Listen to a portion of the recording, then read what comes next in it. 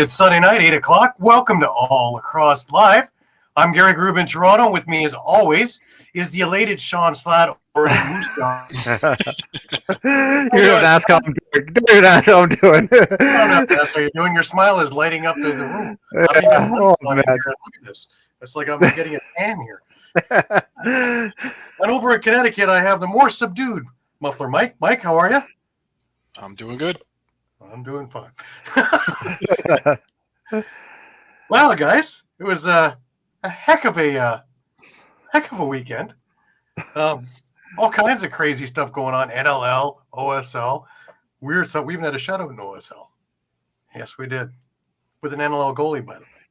But anyways, we'll move on to that. We got a great show for you tonight. We got Curtis Ward of the Brampton Express and also the Hamilton Bengals and the Peterborough Lakers. Going to join us in a few minutes. In the meantime, before we get rolling, just a reminder to everybody that all of our shows are streamed live across Facebook, Twitter, YouTube, Twitch. Remember to hit the subscribe, follow, and like buttons. Always share. Please enjoy our affiliates across the Streampunk Network, Streampunk Cinema, Streampunk Combat. CFL shows are about to begin.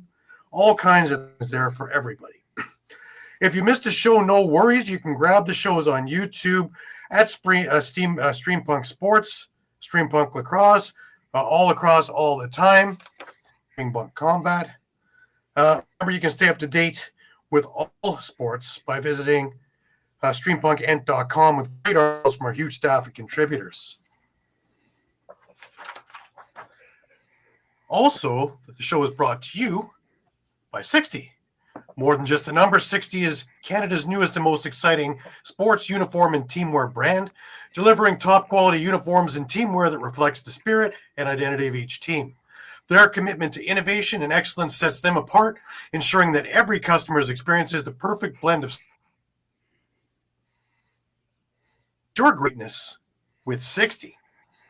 How to get a hold of them? First off, there is the QR code that is in the middle of your screen right now. Just click on that. Or you can go on to Instagram at sweet_60 and have a look at all the stuff that Jim has there and message him there. You can send him an email at info.sweet60@gmail.com. Or if you want to go right onto the website, go to www.sweet60.ca/60. Anything you need for your sports needs. Well, guys, a little bit of news. We had a bit of movement going around since MSL is around the corner. A few really, really interesting things that caught my attention. First of all, out west was all the new West Side. We're talking about Victoria a lot.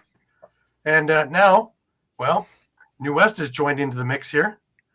And, 5 key players to their roster. How about that?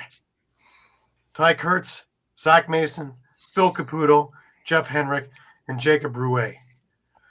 I'd say they're starting to become serious at their little bid as well. Oh, yeah. It's going to be competitive. Interesting summer, I think. But not to be outdone in Senior B for OSL. Since the Cup is here in Brooklyn this year. And we've been watching Brooklyn maneuver. We have a bit of Brampton stuff to talk about, too, in movement.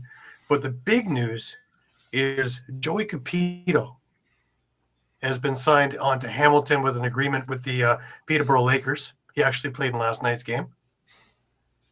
Also, Lucas Nagy is gone to Hamilton now as well, bolstering up 2 things that needed bolstering from last year.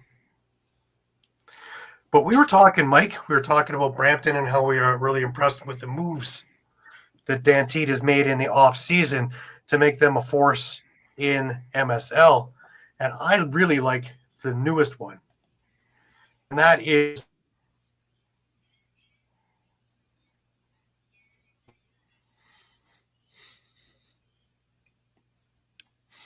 Did we lose Gary? There was Gary's internet. Damn Leafs in their playoff game. Damn, Rogers can't stick with me, can they? But anyways, that's what we're saying. Eric Ward, a 2026 third-round pick. bear with me. Like I know the Jays are out of town, but apparently, not all the payments have been made at Skydome. Skydome, probably why my internet Roger doesn't like that. Yeah, what that addressed in my eyes is they already had Riley Hutchcraft for goaltending. They didn't need Andrew Kidd. And Eric Ward, they got themselves some scoring, which they lacked last year. So with good goaltending, strong defense, they're now building on the offense. And mix that in with a few other names that have been back, McClelland, Patton, few years. They're going to be something to look at this year.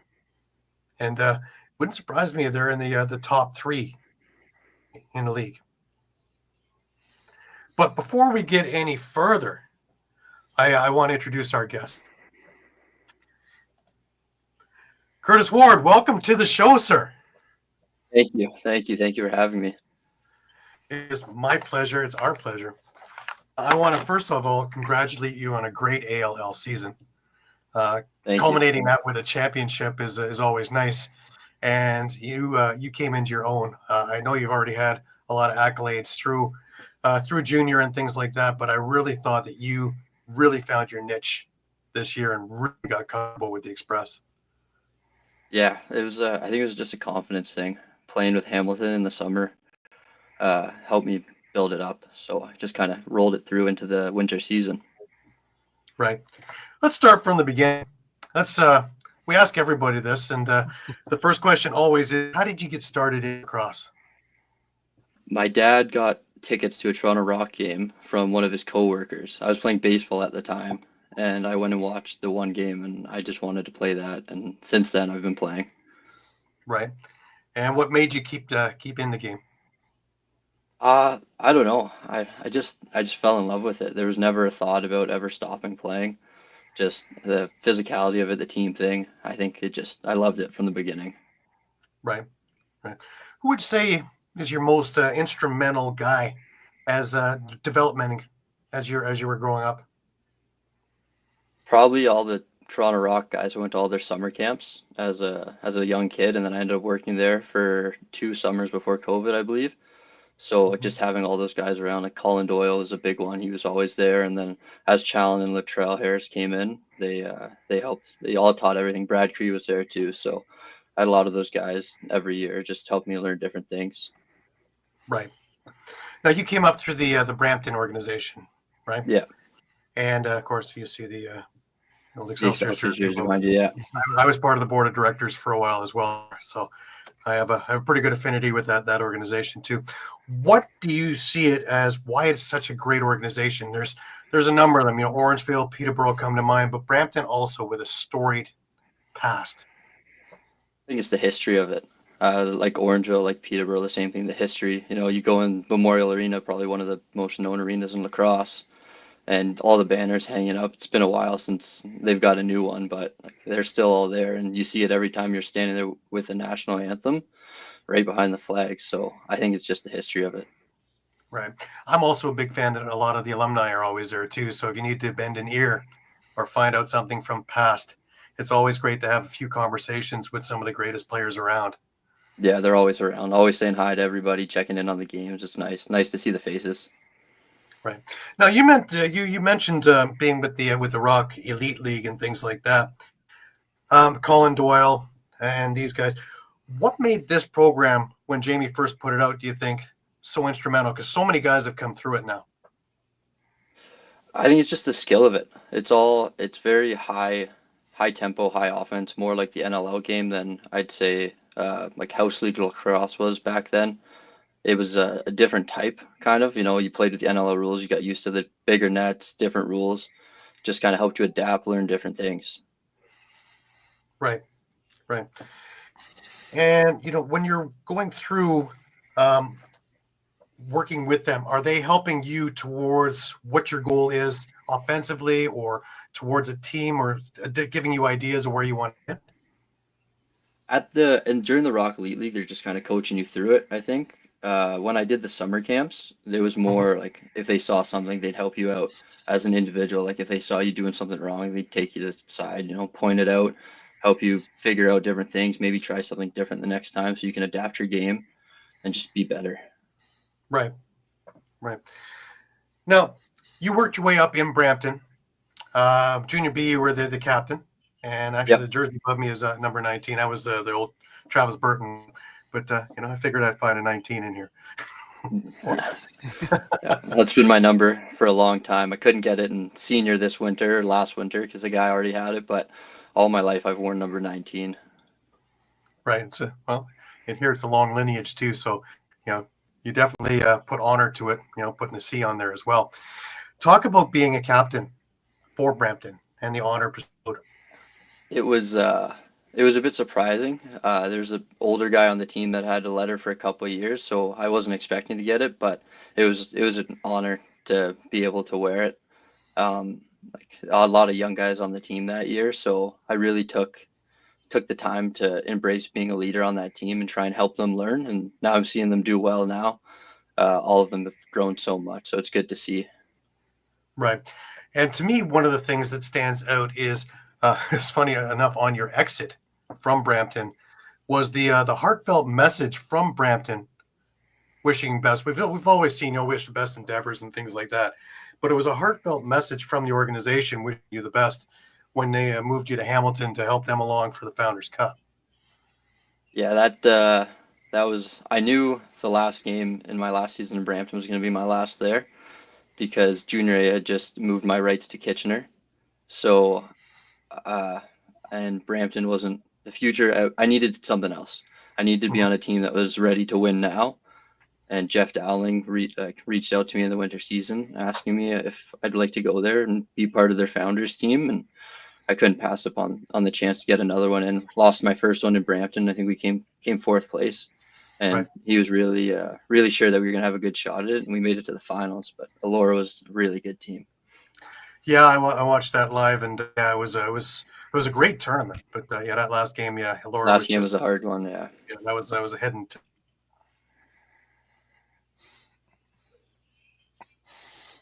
We lose Gary again. going in and out. Gary's been Rogers It doesn't happens. like me. You'd understand that one, Curtis. Being part of the city. Yeah. I'm pretty much sure I own second base at Rogers Center. They take enough out of me, but they apparently want more. But anyways, going into Hamilton, you're new, and matching with the guys who are already there on a team that's projected to do really well. They were all super welcoming. I was a little worried at first, coming in, and JD gave me a letter right away to help, try and be a leader on that team. And I was a little worried some of the guys wouldn't like it, but it was easy to mesh with them. They were all very welcoming, very nice guys. They'll be my brothers for life. I love those guys. I want to go back to a game this year, see on them, check how they're doing. And the guys that moved up to A, I can't wait to play against them this summer. Right. And you did mesh. You had a great season with them. And then, of course, the Founders Cup, you guys did well. And you, individually, you tied for the score championship in there. That's a pretty good testament for your own abilities. Yeah, it was cool. I love the tournament. It's one of the hardest things you'll do. That many games in that little days. It's a grind, but the support staff in Hamilton was great too. We had a lot of people there behind the scenes helping us be ready to play those games. So I got to give a thanks to all of them. Right. Now, when you're heading in towards the net, and it's always a question I ask guys who are really good at scoring, do things just pop into you, or is it just a natural flow of things? Do you notice things more?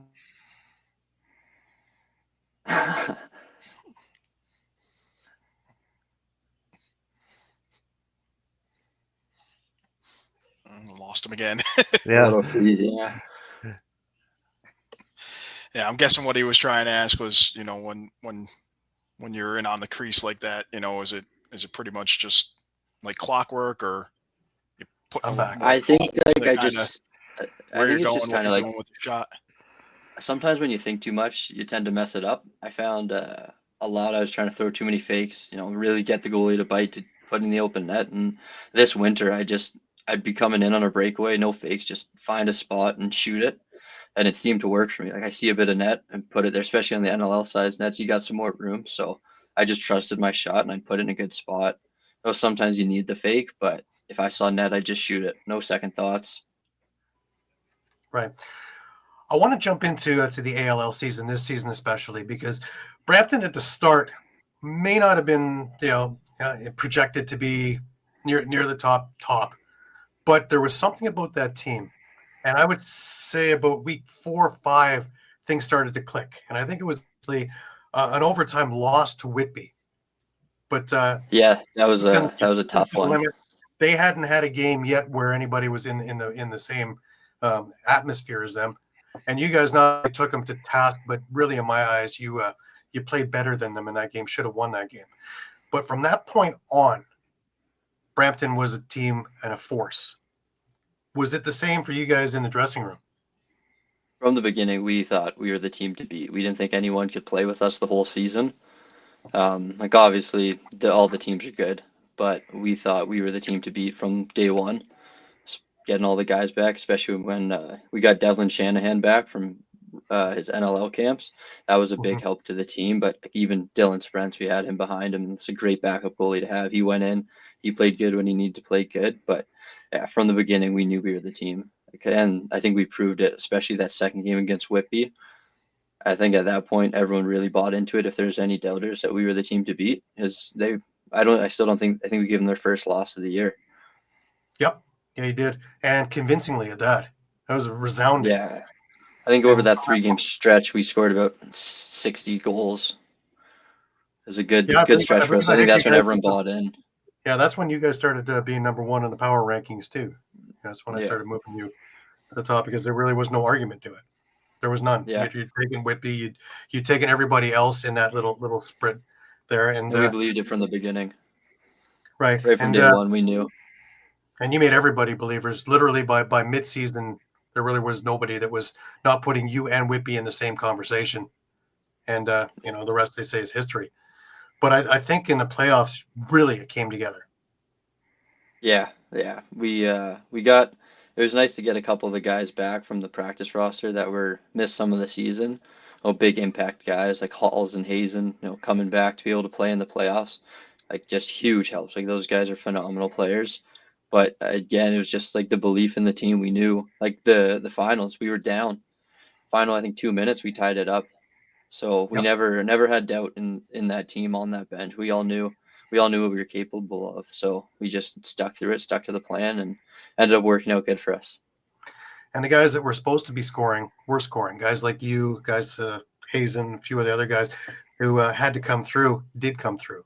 So even that final game, we were missing Jake McNabb, one of our best goal scorers all season. He couldn't be there that weekend, so that was a loss. But the team still believed. And hoisting the cup is definitely it. I want to talk a bit about the league itself, though, because in my eyes, I think it's one of the most important things for a younger player of your caliber, or guys who are just on practice rosters and just can't find a way to get in there to be in the ALL. Talk about being in the ALL now. You've been there a couple of years, and how important it is to development.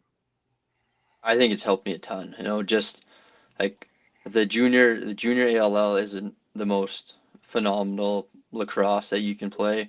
You got all the winter leagues, but they're nowhere close to being as good as senior. Like senior, you got, especially for young guys like me. I came in last year.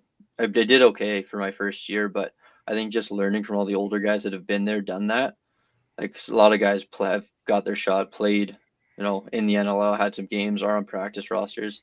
And I think I just like a sponge, I just wanted to absorb it all. And I think that helps. And that's what the league's great for. You got guys that are going up and down this year with the expansion, or losing the expansion team, losing Panther City. You got even more guys coming down. It's just more guys to learn from. Shooting on a goalie like Shanny, like just taught me different ways to score. Like you can't do it the same way every time, because there's better goalies out there. Sure. Also, with the league in its own right is, with the coaching of NLL caliber coaching and getting that little extra, lacrosse IQ. You guys are all really high up there, but that extra little bit never hurts. No, never. You can always learn something more. If you're done learning, you're probably done playing, because you can always learn more. Right. But when we had Elijah Gash on the show, he was talking about, if you can't get up, even if you're in last, if you can't get up the game, maybe you should be looking at something else to be doing. Yeah. And same idea. There's always something to be learned with every experience in there. And again, Paul St. John's put together such a great league. And I think there's something like 30 guys that have gone up and stayed up in the NLL. Yeah, there's a good amount of guys this year that, you know, got signed, got a chance to play. And that's ultimately the goal for everyone in there. I think everyone in there, except maybe some of the older guys that have already done it and they're just still playing, that's the goal for them all. Like, you want to make it that jump to the next level. Right. Well, just another name that comes to mind would probably be another Brampton alumni is Stephen Orleman. He really, you know, something in AL corrected enough that kept him up into the NLL. That getting the reps. I remember watching him play in junior, and it was just like he was just the best goal I'd ever seen. Watching them win those, go to the Minto runs, and it was awesome to watch. And I thought he was great, and to see him up in the NLL now. He was around my one summer in Kitchener. He was around the team a bit, helping out the goal. He's just a great guy. Yeah, we've had him on the show, and you know, we go back because my days on the board were those years. So they were fun. Those were fun years. But you know, another name that comes to mind, actually, we'll be watching him next week also, is Mike Triolo. And Mike, late developer, and ALL, he swears by it. That was, you know, his time in there is what probably has him in there with his now and all that he learned. I was going back forward one day, and I was just going through all the point totals from all the years. You know, see any names I recognize, and I saw Triolo, I saw Blaze is in there too. There's a lot of guys that I didn't realize played that did play, and it was cool for me to just go back to the beginning and just see all the names. It really gives you like a perspective of it. It's also, when the league first started, it was only East.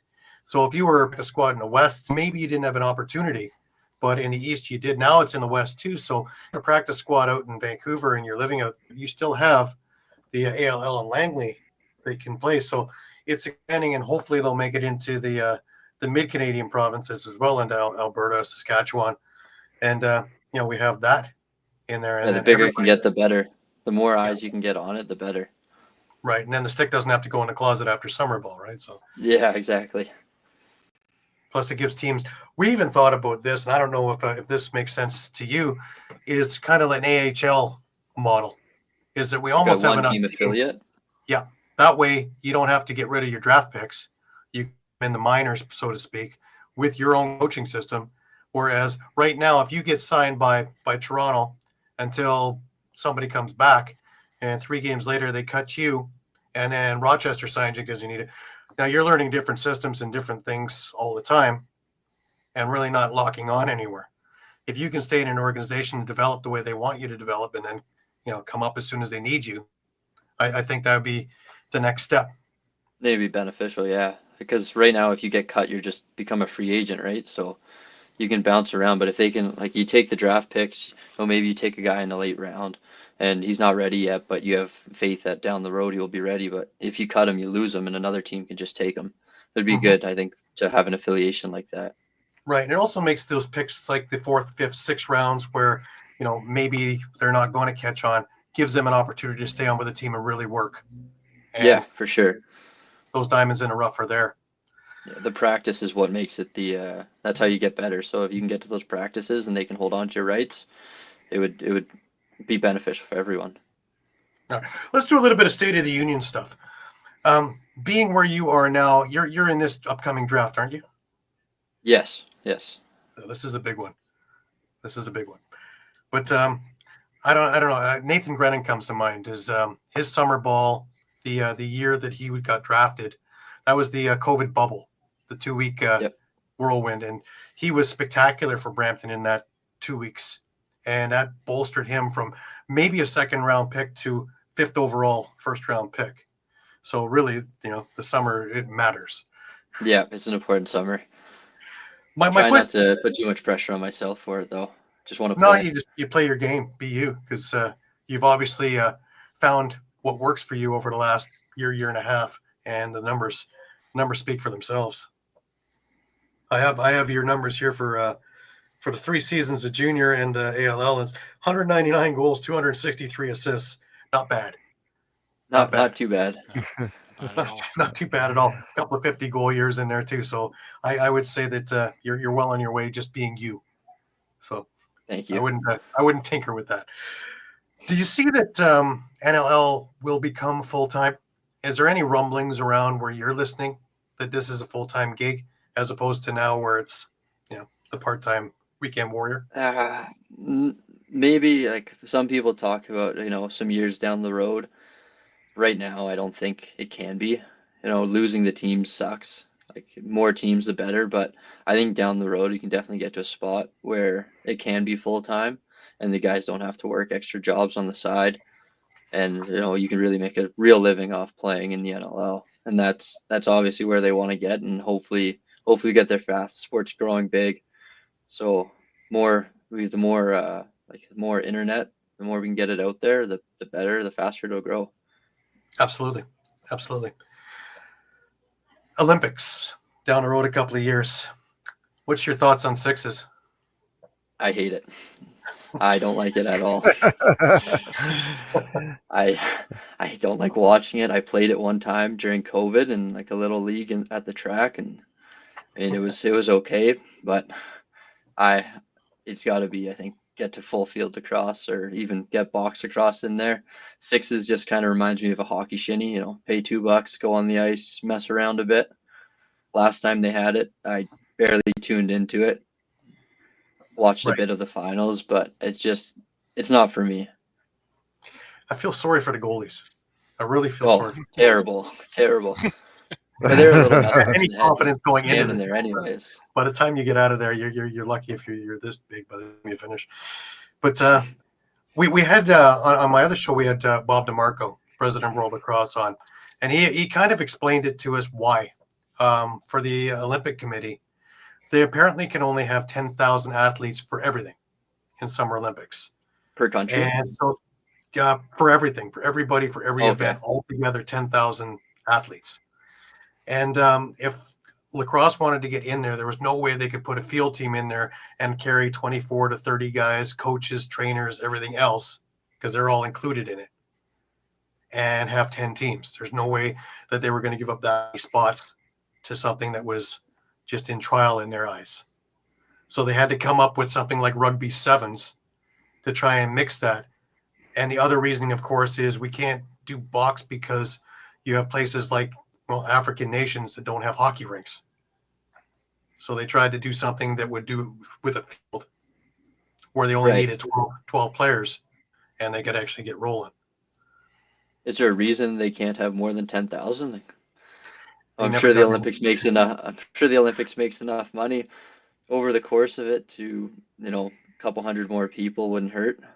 Yeah, I agree with you on that one. That's just the information he gave us. We never really dug that deep past that because I don't think we would get an answer. But that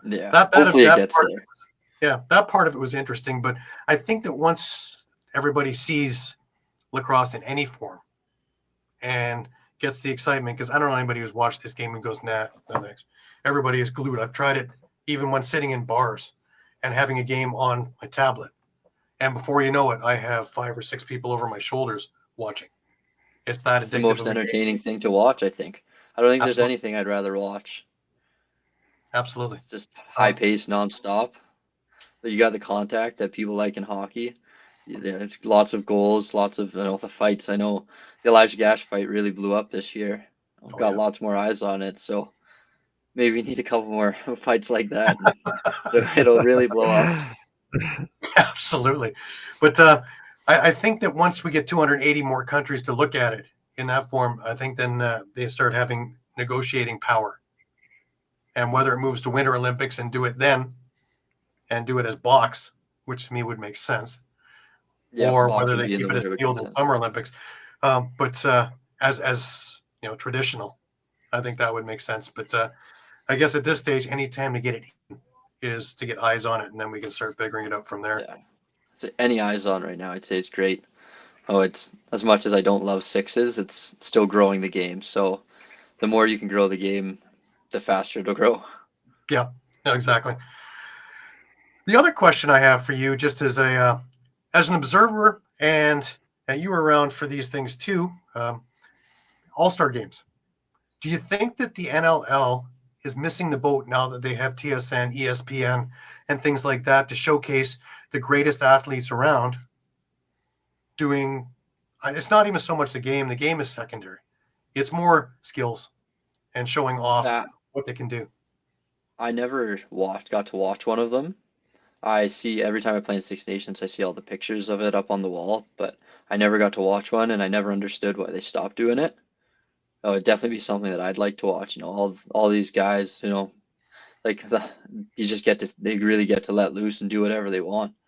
I'll really see the little skills that they work on. You got some guys that do it in game, like Schreiber throws the around the world passes, but just to have a full game of that would be really cool to me to watch, at least. Right.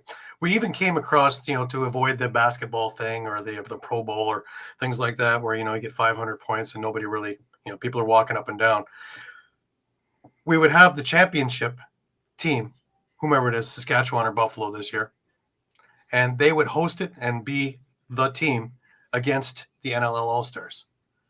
The All-Stars are going to want to knock them off, and of course the champion team doesn't want to lose, so there'd be a little bit more at stake than a normal game. I thought that would be a little bit more interesting. That would be pretty cool. I think we could throw the Six Nations senior team against them and give them a good run. That would be it exactly. That's the idea behind it. Might have to lose a couple of them because they'd have to go to one or the other team. Yeah, but no, that would be a great idea. I think it would be something people would like to watch. Even if you don't love lacrosse, everyone wants to watch an all-star game. I don't love watching basketball, but I'll turn on the all-star game and sit there and watch it for a couple hours just because it's cool to watch.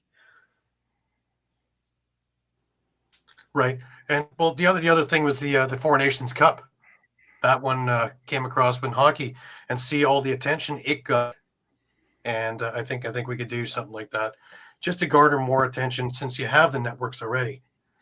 And yeah, they're there. You just get an extra game on it once a year, an all-star game, even like a little Canada-US game, just something extra to watch. It'd be cool.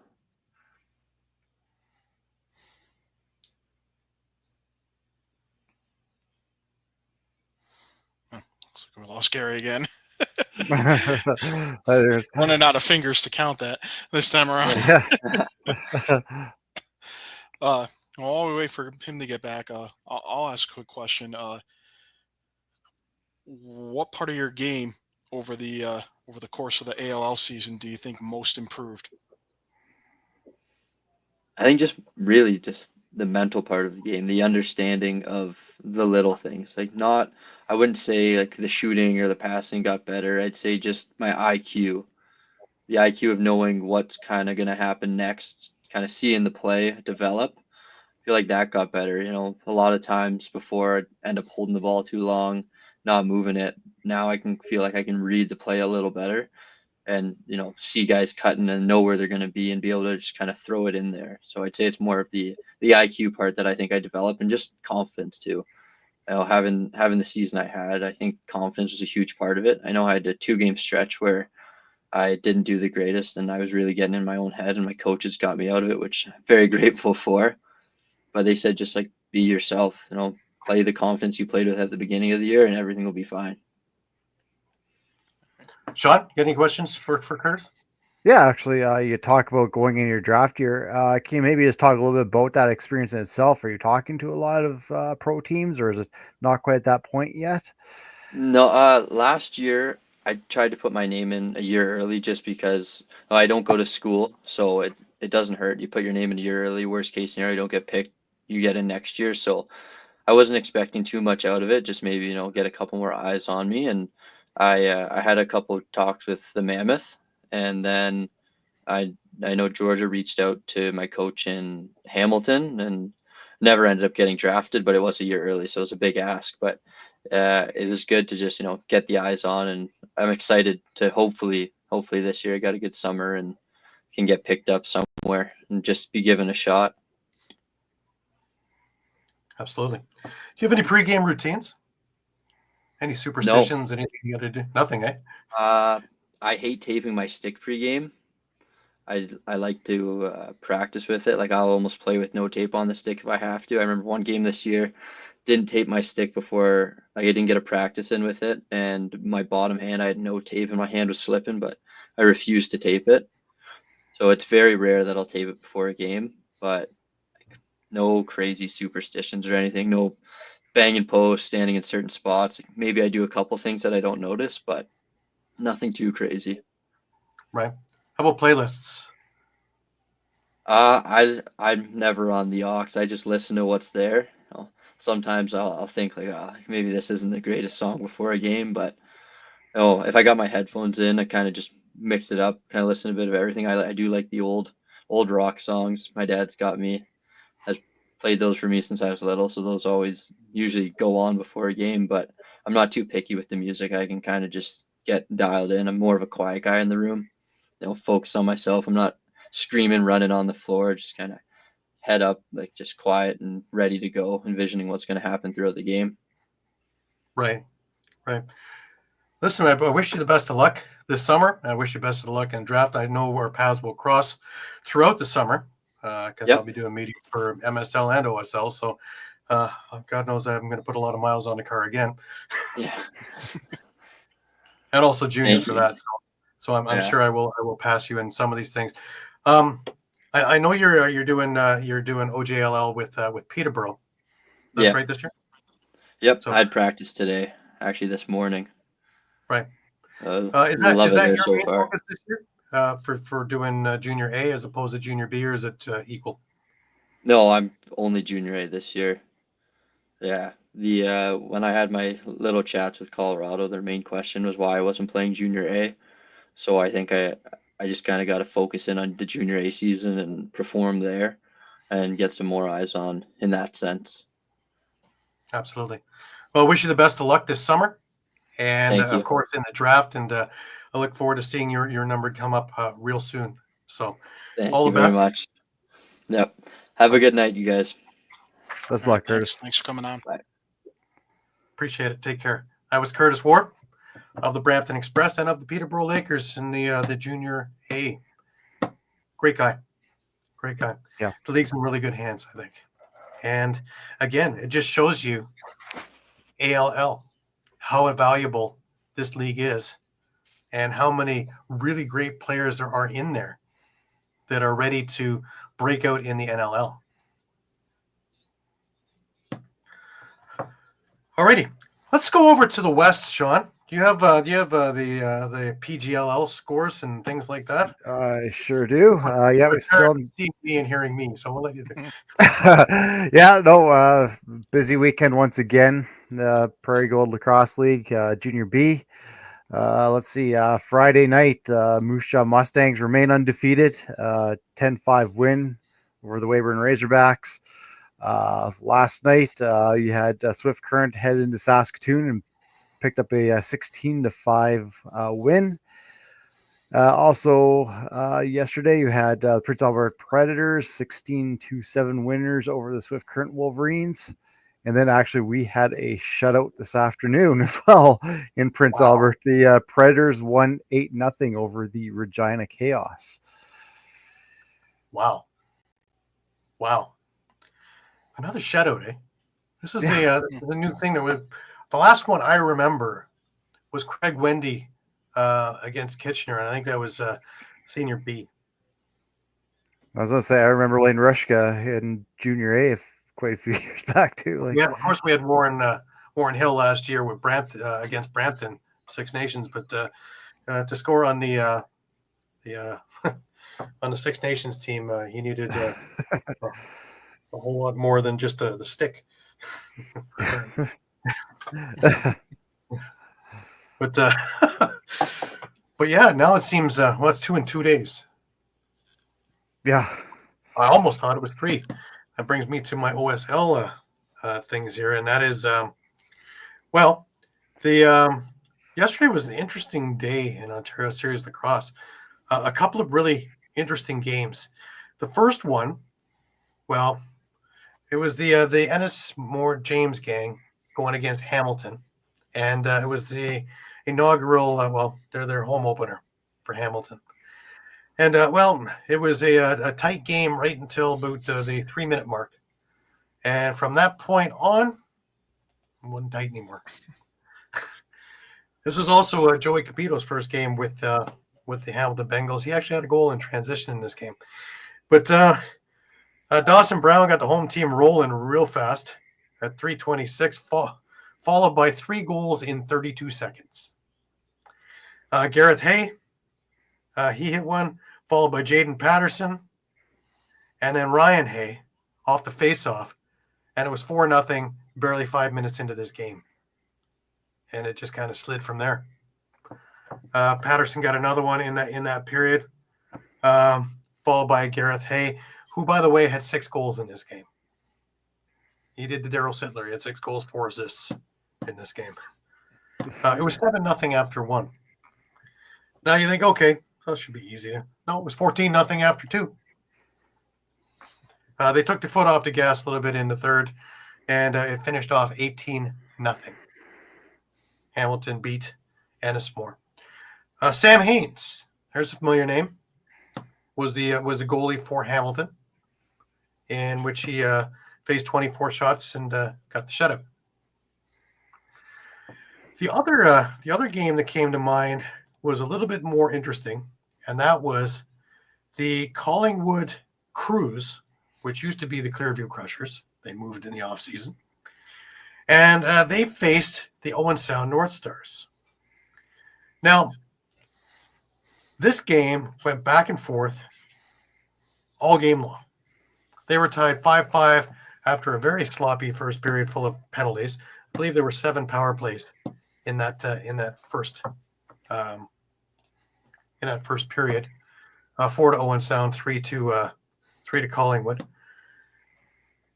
Coming down to the end of the game, it looked like it was heading to overtime. Owen Sound was up Collingwood was up. Owen Sound was up, sorry. But Braden Hickey scored with 2:37 to tie this game up, 2:37 remaining. And it looked like it was destined for overtime. Dawson McKenzie of Owen Sound scored with 57 seconds left and won this game for the North Stars, who are sitting at 3-1 at the moment. There was one other game, and the Merchants beat the Six Nations Rivermen.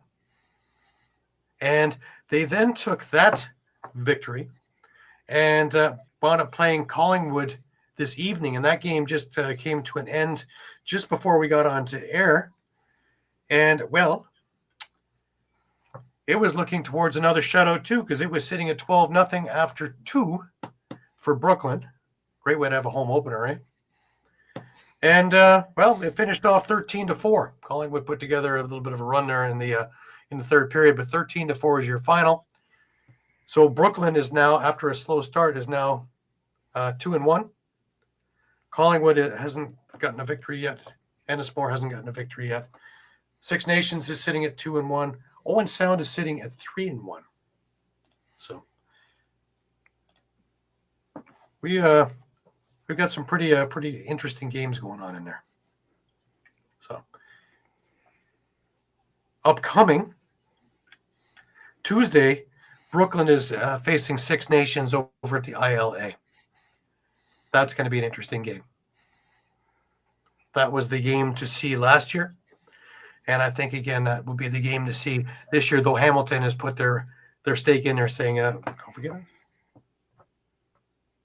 But I just think the talent level on Brooklyn and Six Nations is just so high.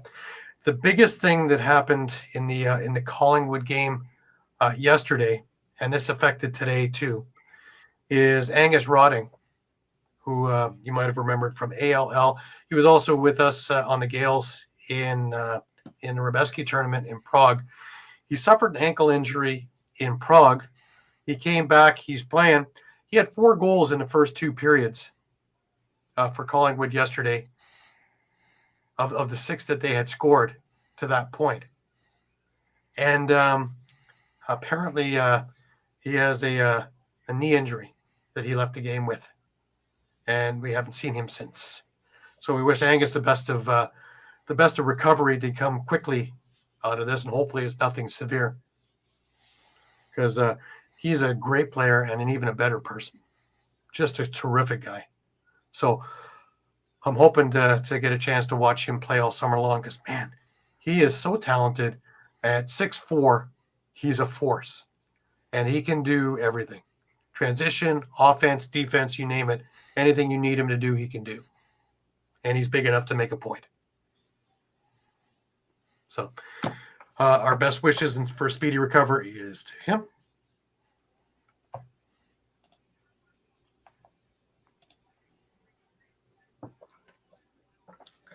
Absolutely.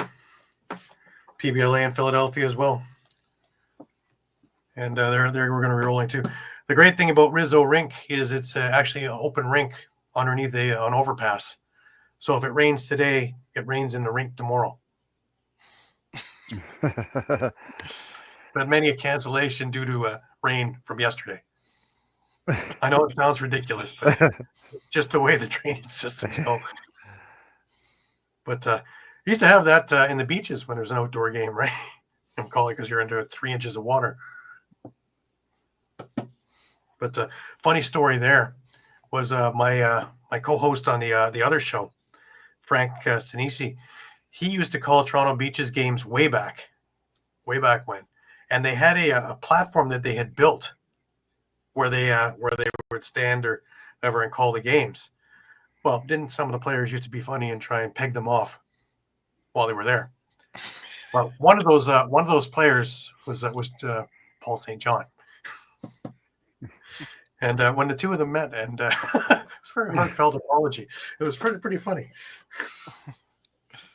It's funny that I wasn't being pegged off, though. That's funny. But yeah, and that's the week that was in OSL. Now, hold on to your horses.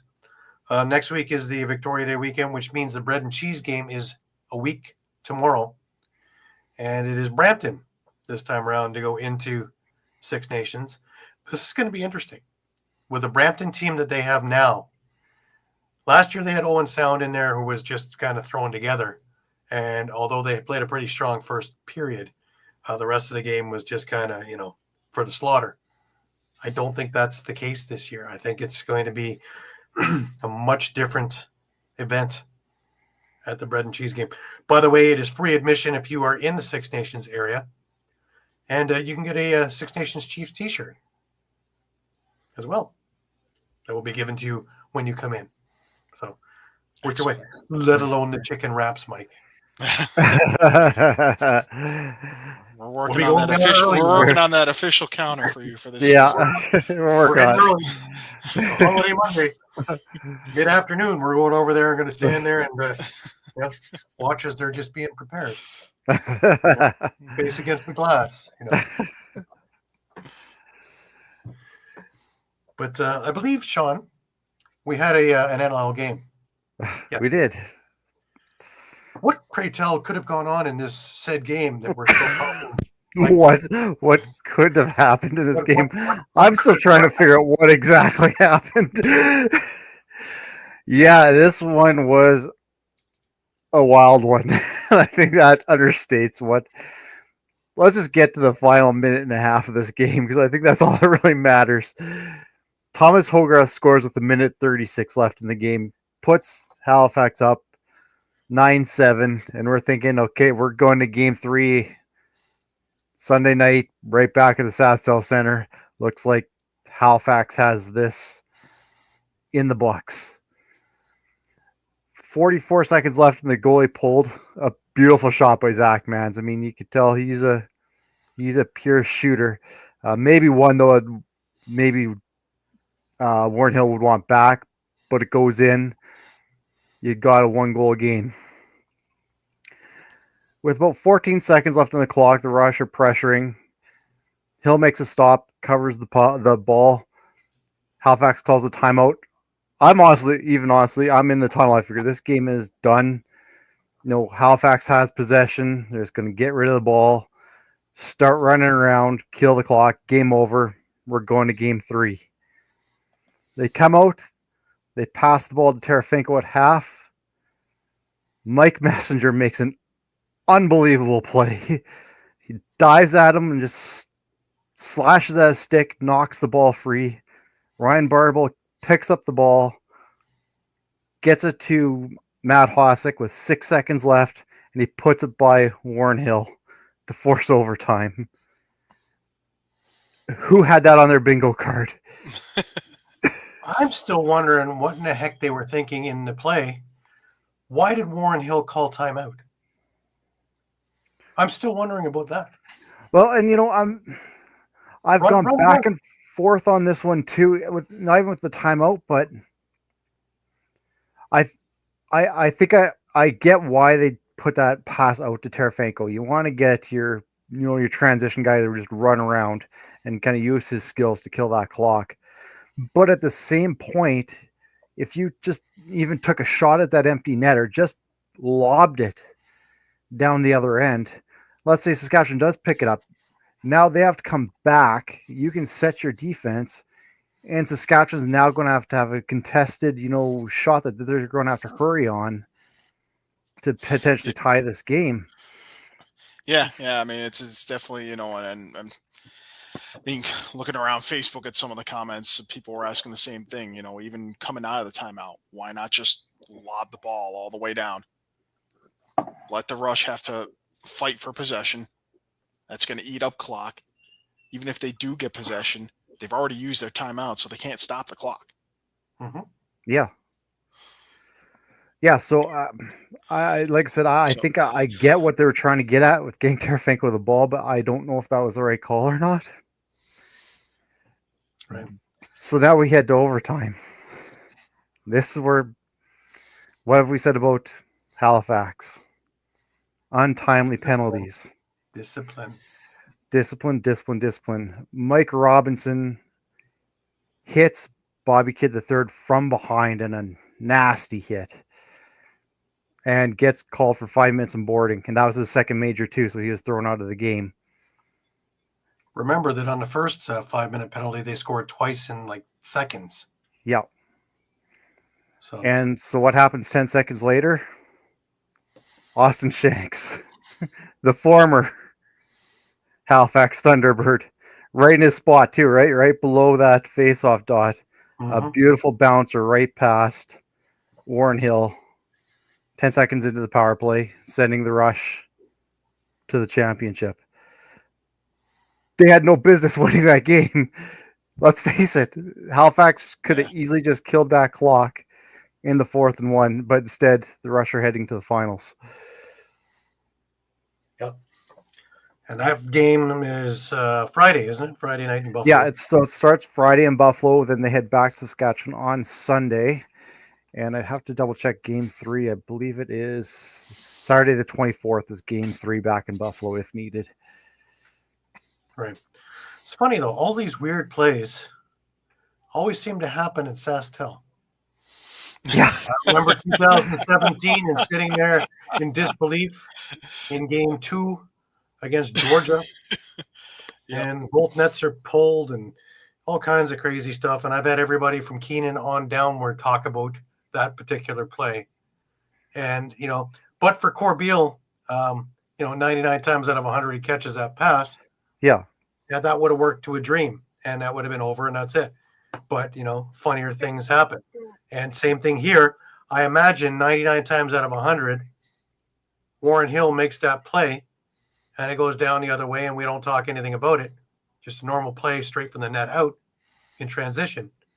But a dive by Messenger, a pass to Hostick, and an absolute beauty of a shot. And there it is. Well, yeah, exactly. Because I remember that game in Saskatchewan. They kept saying that. I mean, Keenan still to this day says that was the right call. We just didn't execute. It's actually in some ways, it's a little bit different because I think, in some ways Halifax did execute, but it's just an unbelievable play by Messenger that stopped it. Well, nobody was going to figure that he was going to dive across to intercept that. Yeah.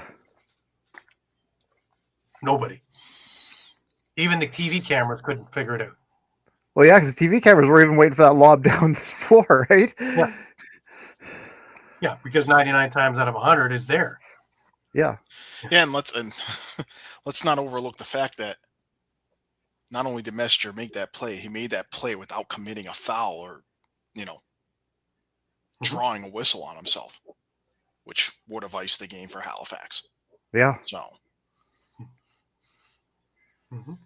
But also not to take the drama out of that, under review, and that play was iffy because, man, wondering where Kostiuk's second foot was when that thing went in, and they looked and they looked and they looked and they looked before they finally said it was a good goal. And it was ever so close. Yeah. Yeah. It was close, but yeah. On the flip side, you had a Halifax goal that got looked at for a pretty long time too, with Dawson Theed kind of being in the crease Yes, and the rolling out just in time. inconclusive goal. Yes, my favorite. My favorite. Which I'm with you, Gary. I still think looking at that replay, his shoulder was still in the crease, but no, whatever, right? That's my favorite word. Inconclusive. Yeah, inconclusive. I can't wait to go to court and have my ticket called inconclusive. Just pay over here. Inconclusive. But I guess with that game, that was the other question. Oh, sorry, I was going to say that's the other thing I guess coming in this game too was the question mark in goal for Halifax and who was going to start. And obviously they went with Warren Hill, and he actually played an outstanding game. I actually thought it could have been a lot worse if it wasn't for. Yeah, he addressed that, right? He addressed that, saying, the announcers, both Teddy and Pat, addressed that also, and it was simply that was my choice, and if it's not right, I stand by it, and it's on me, Micah Kersey, right? So yeah, he just going with that with a thing because he brought it up as if you take a look at what's gone on through the year, it's Warren's game. If you take a look at what's gone on in the second part of the year, it's Drew's game. So it was my choice, and that's what I picked. He looks like a genius because that was a great pick. Yeah, Warren had the game of his life, and you're not going to stop Shanks from there with all the time and nobody on him on a power play. No, and that's the funny thing. Like at 257 when Halifax was up 7-6, Shanks scored a goal pretty much that exact same spot to tie the game at that point. So I mean, that's if he gets in that spot and you give him time, he ain't gonna miss. Yeah, that's his bread and butter, so to speak. But it's going to be interesting. That's going to be a hell of a final. You got number one versus number two. If it's anything like the meetup that they had earlier in the year, this is going to be quite the series. Now, looking at, trying to take position by position, face-off wise, I give it Saskatchewan. I think that Nassau is ahead of the Milkman. Yeah. Obviously, we're going to be looking at goaltending, and Matt Vince's accolades stand above Chiliano's. Though I won't take a thing away from Chiliano. He has played spectacular all year, and in the playoffs especially. But I give the slight edge to Buffalo in goaltending. Transitions where it becomes interesting. I think it's fairly even. Both have strong guys, both have quick guys, both have really educated high lax IQ guys in transition. Offense, well, you have Shanks, you have Church, you have Triolo. I can list another 4 or 5 if you'd like. In Buffalo, you've got Burns, you've got Smith, you've got Fraser, you've got Kluche. This is going to be something because both teams can play either way. They want to play rough, both teams can play rough. They want to play finesse, both teams can play finesse. Shawn may not agree with me on this one, but the winner of this one is us, the fans, because hopefully it goes into triple overtime of the third game. Yeah. Hey, I won't deny that. Honestly, Facebook would be good for that one, but we'd see some of the greatest lacrosse we'd ever want to see, because this is the way it's supposed to be. Well, and you mentioned it's 1 and 2, but remember these teams are actually tied. in the standings at Yeah. the end of the year. Yeah. I agree. Yeah, if it was a 5-game series, it'd be something else, and that's another thing when we get into more games and more teams and all the rest of that stuff. Maybe that can be on the horizon. Because wouldn't this be a shame if this was a one and done, like the old ways? Yeah. Yeah. Yeah. But I question you went through everything else, but what about defense, Gary? Because that's a Saskatchewan defenses. I would have given it to him point blank, and I do give the edge to Saskatchewan because the defense is just stifling. But when you look at Buffalo's defense, which is a little banged up at the moment, Matisse is out, Spanger's out, but you do have your regulars in Dawson. Well, how many shots does he soak up? Yeah. Priolo, Weiss, and it goes on there as well. Oh yeah, no, I'm not taking anything away from Buffalo's defense either, right? All these guys. No. And but I do give a slight edge to Saskatchewan there. So by the time I'm done, I'm pretty much sitting middle of the road both ways, 50-50 Yeah. in there. It's going to be one hell of a series. And may the best team win. Simple. I don't know. I at the moment I have to do a lot of thinking on this one and how I want to attempt it for how to lose your house in Pick'ems. Because I really, other than look, heads, okay, it's we're throwing darts at a board. It's anybody's guess right now, and really, 2 more even teams you are not going to find. Yeah, I can't. If we go back up, I actually give it to, as much as I like Steve Orleman, I give it to Saskatchewan. If we had to go backups in there, I just think Kostiuk is just that much more. Yeah, and I think it's gonna be interesting because I'm honestly, as much as I want to see Saskatchewan win, I agree with you, Gary. It's going to be a drag-out fight, and just what I see though is that loss that Saskatchewan took to Buffalo in the regular season. They had one bad quarter. In the last few games of this into the regular season, into the playoffs, I really haven't seen Saskatchewan do that. I feel like this team has maybe grown a little bit more since then, because you have to remember this is still a young team. It's not a bad thing that they had that when they did to grow from it, to know that could happen, and then learn from it. So you have to remember this is still a young team, right? Yeah. And so, like I said, I'm not delusional. I don't think the Rush are going to walk all over Buffalo at all. I would not try to see a 3-game series at all. But I think the Rush have grown. They're playing their best lacrosse right now against the best team in the league. It's like you said, it's right neck and neck. Now, a lot of it, I started thinking about the Colorado Buffalo series, the first one, and everybody thought that Buffalo would win it in 2 straight. And Colorado put it to the metal and wound up winning in Bandit land and making this is all the makings of the same thing. And it's going to be packed, and it's going to be loud. So yeah, even the coaching minds, right? You got John Tavares behind one bench and the wingest coach of all time in the NLL, Derek Keenan, on the other. You've got 2 of the biggest masterminds in the game right now. Eric Vince, and for Saskatchewan, of course, who could be coach of the year this year. Yeah. It's going to be interesting. It's going to be very interesting. So, if anybody cares about the we're all perfect this week. That's the first time in history of that. We all could get 1.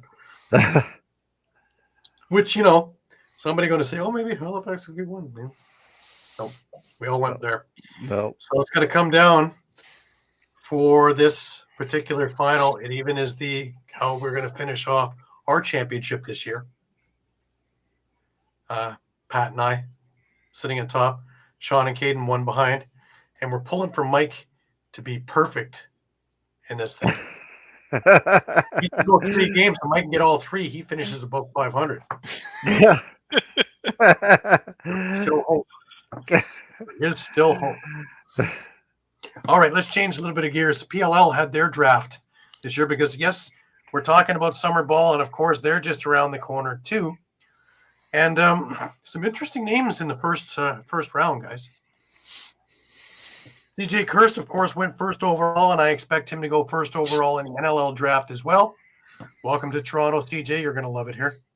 You're going to have dinner on the CN Tower. Wonderful. You'll enjoy your time working at the track also because, being a district manager, stuff like that, so we can pay you correctly. Andrew McIndory, he went number 2.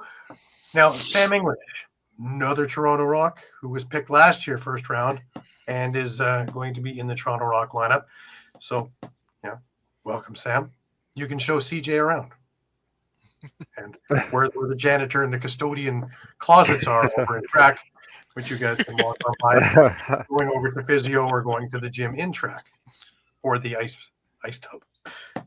Calder Magacy, he was drafted number 4. Brendan Lavelle, drafted number 5 to the Archers. Matt Trainer, over to my Atlas. Aiden Carroll, he went number 7. And Owen Hiltz, who's a friend of ours, friend of mine, anyways, out of Peterborough. And he was drafted number 8. Owen has got a big career ahead of him for box as well. He played with the Peterborough Lakers last year. We will play again this year with them. Really, really great talent. Well, the Hiltz family. That's right.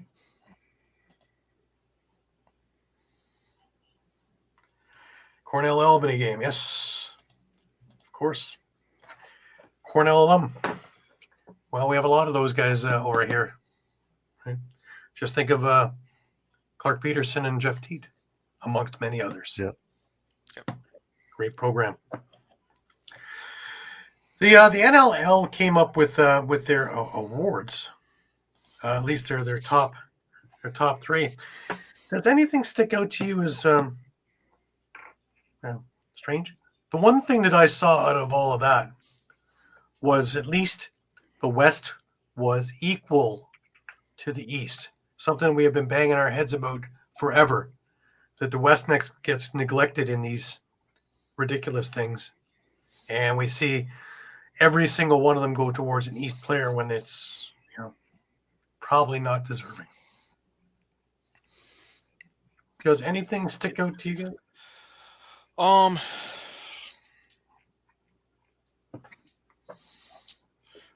Yeah, I don't know about anything sticking out. I mean, for me, I was pleased to see Brian Terafenko get nominated for Transition Player of the Year.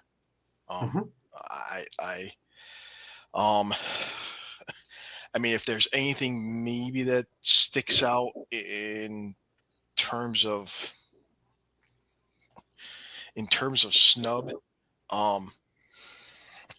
Ian McKay not being nominated for Transition Player of the Year. Or could you nominate him for transition? He's still 90% of the time. That's a tough one because I think there's a lot of transition players that you could have thrown on there.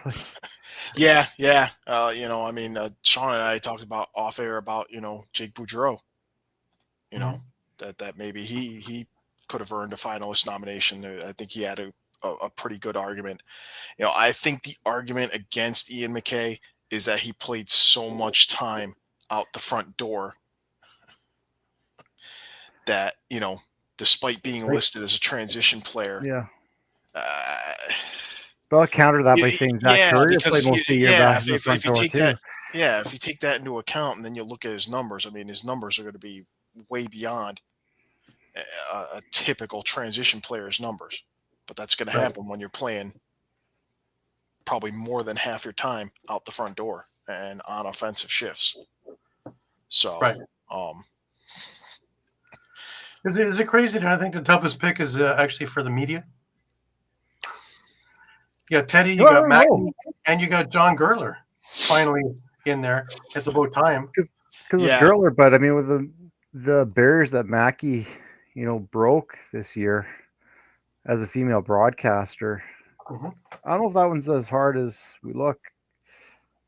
In my opinion, not to take anything away from Gertler. I mean, he's a legend, but Yeah. I can give reasons for each one of those three to win it. But Mackie has done some terrific things this year.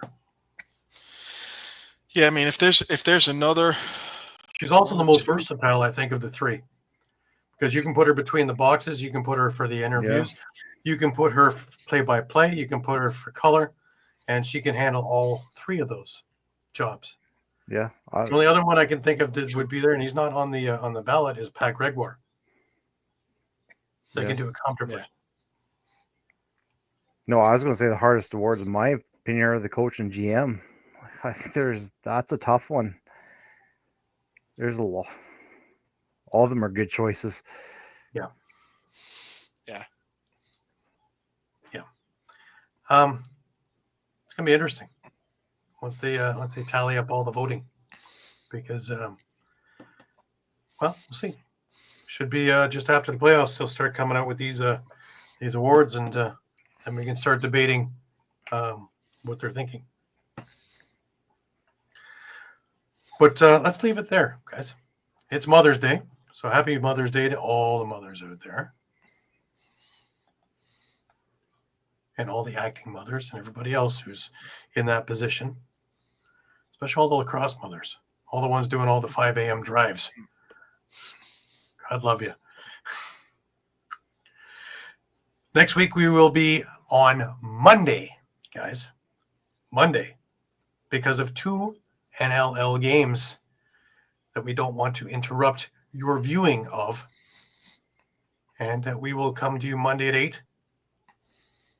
And we will discuss everything under the sun to do with these couple of games and where we're going with that, as well as we will talk about the MSL season that at that point will be just underway, as well as OSL, as well as Western Lacrosse.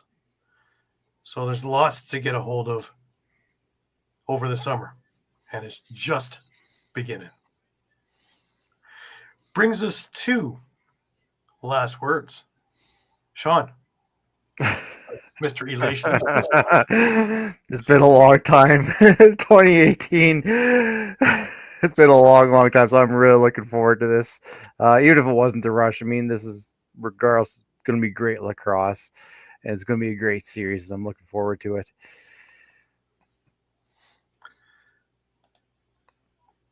I know of him, yes.